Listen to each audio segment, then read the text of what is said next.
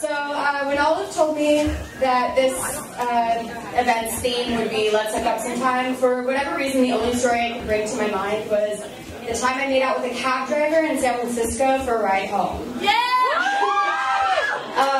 This I then realized was tragic. I genuinely couldn't recall the last time I had heard someone say that really poetic phrase to me. It had been more months than I'd like to admit publicly. I immediately grabbed my phone, opened my Tinder app, and started swiping rather ferociously. I've had Tinder on my phone for a while and would occasionally swipe, if only out of boredom or a desperate need for a dismal amount of male attention. A message such as "sup cutie" or "damn, you're bangin'" seemed to satiate that. Whenever I get to the point in the conversation where they suggested we meet up, I usually would decide that Ben & Jerry's and my Netflix account were much higher priority than the potential of sleeping with this guy. No matter how attractive he looked in his profile pictures or how witty his Tinder banter had been. But the sudden realization that my dry spell had been long enough for New York City to transition through not 2, but 3 seasons made me decide to put away the fish food, tuck my running shoes under my bed, and give one of these guys a shot. I would go on a Tinder date, I decided, and working under the assumption that he didn't smell like a dead rat or weigh 300 pounds more than he did in his photos, I would hook up with him. Get it, girl! So, I was swiping one morning after I decided to get drunk with someone somewhere, and a particularly cute guy suddenly popped up in my messages. Woo! I paid this right. He was my age, and thus not too intimidating. He looked relatively sane and very attractive in the 4 profile pictures he had posted, although I thought to myself, I suppose this could be a catfish scam. And so, in response to his sort of sweet/slightly forward message, at least relative to the mini haze I had gotten, I decided he would be my victim. "Let's get drinks," was my reply. I might be overstating my boldness here. There was definitely some frivolous small talk involved, but this is my story, so go with it. So, we had not 1, but 2 nights of drinks in our neighborhood. We both conveniently live in Bed-Stuy, and given my propensity for seamless Netflix marathons and all things instant gratification, convenience is very important to me. +1 right off the bat, walking distance.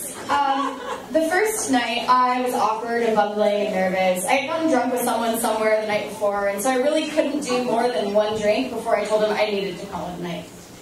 The second time went better. We had more than 1 drink, I wasn't hungover, we sat and talked and seemed more at ease with one another, and then afterwards he walked me home, all the way home. Please note that he lives across the street from the bar that we were at. I figured my mission was as good as accomplished, but instead of a passionate goodbye that would have inevitably ended in me extending an invitation to come up, he gave me a quick perfunctory hug like we were middle schoolers at one of those dances where chaperones attack people who dance too closely with a ruler.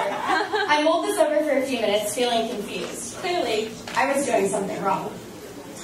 So the next day, I decided to get drunk with someone somewhere after we got off work. We went to have, quote, 1 glass of wine, which quickly unraveled into 7. I decided that this was my moment. I called him and told him, not asked him, that he was going to hang out with me. He said he wasn't really trying to leave his house, but that I could come over. He'd make me a drink. I'm actually really not sure that he suggested that. I think it was more of a situation where 30 minutes into a phone call with a drunk girl, you realized you were either going to tell her to come over, or spend the next 2 hours listening to her slur her words as she wanders around Manhattan. He elected the former. I showed up, and as promised, there was a drink for me. A really terrible Sazerac.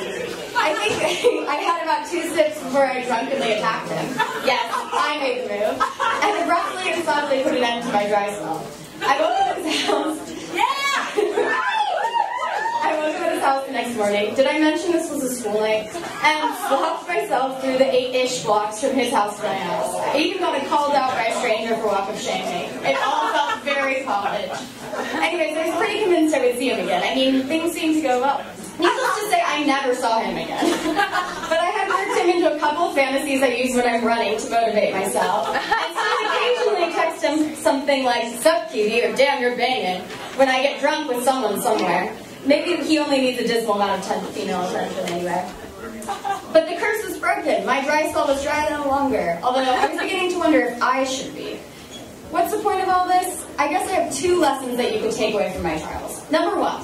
Never, ever, ever exchange a snogging session for petty cash. Yes, this includes cab rides and shitty beer. No matter what your friends say, making out with a cab driver, bartender, bouncer, coat check boy is a lot worse than paying him $5. I don't care if you were saving that $5 for 5 slices of $1 pizza.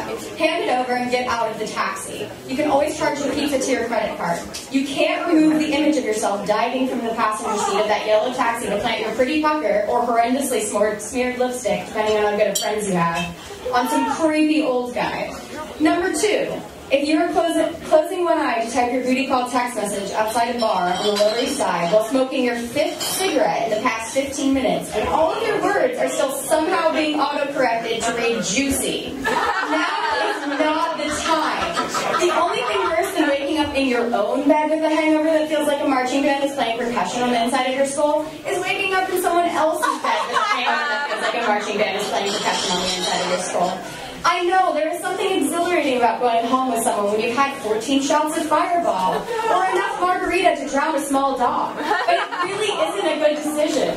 In fact, this applies to someone who you aren't texting as well. If you can't remember his name, can't make out the features of his face without squinting, or if you aren't sure at what point in the evening you even met him, this is not considered an adult decision, and it's probably not a good idea. Go home, you're drunk. I should know, however, that this rule is null and void in the country of Spain, the island of Mykonos, or any iteration of its Tijuana spring break. In these situations, if you're making good life decisions, you're making a really bad life decision. I'd like to end this list of advice with a little caveat. A reminder that when Olive told me that the theme would be let's hook up sometime, the first memory I was able to conjure up in relation to the topic was the time I participated in junior prostitution so that my 4 friends and I didn't have to split a $20 cab. Don't take any form of advice from me.